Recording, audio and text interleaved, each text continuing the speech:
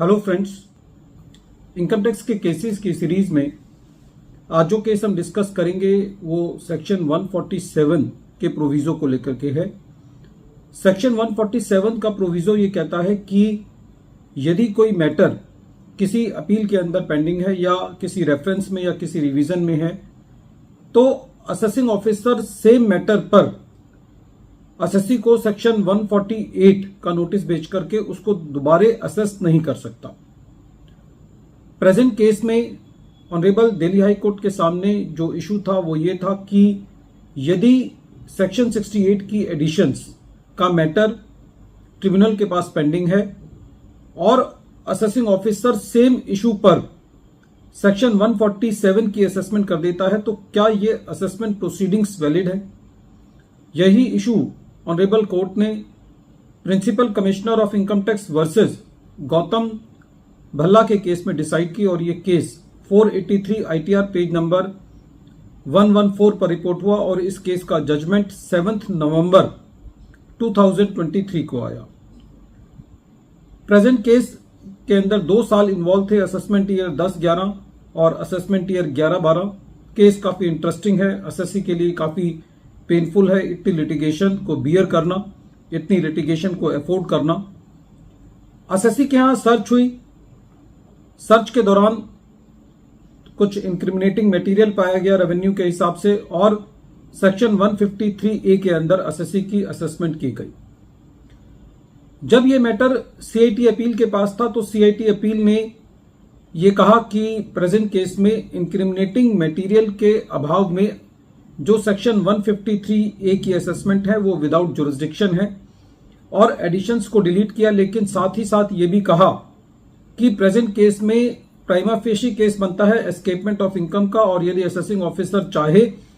तो सेक्शन 148 के अंदर असेसी के अगेंस्ट प्रोसीडिंग्स चालू कर सकता है।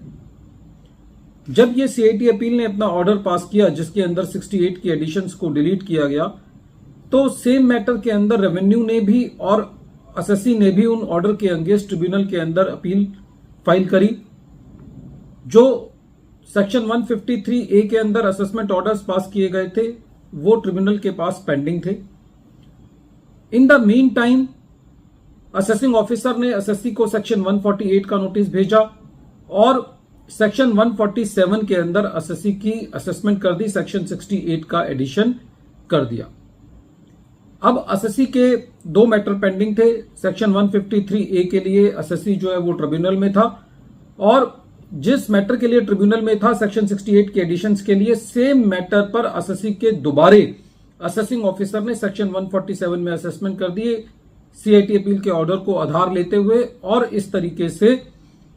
जब सेक्शन 147 की असेसमेंट की गई तो असेसी ने उन सेक्शन 147 के असेसमेंट ऑर्डर्स के अगेंस्ट भी सीआईटी अपील के पास अपील फाइल करी।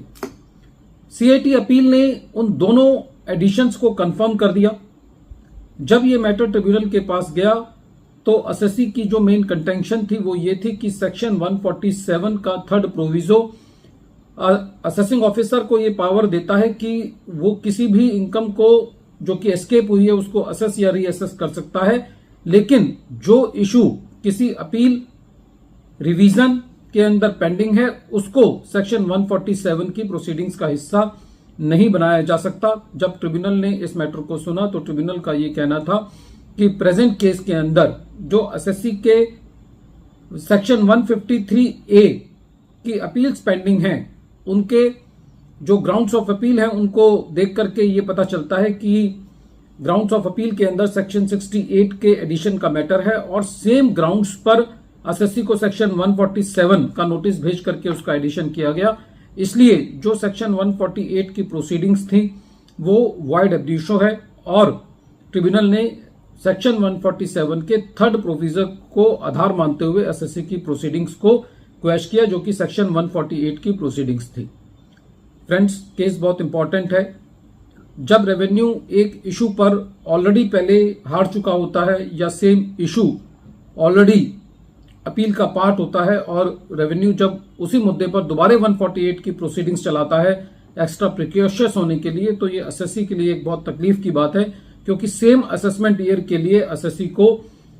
डबल लिटिगेशन जो है वो फेस करनी पड़ती है। वीडियो के अंत में एक बार फिर मैं केस का नाम रिपीट कर रहा हूं। केस का नाम है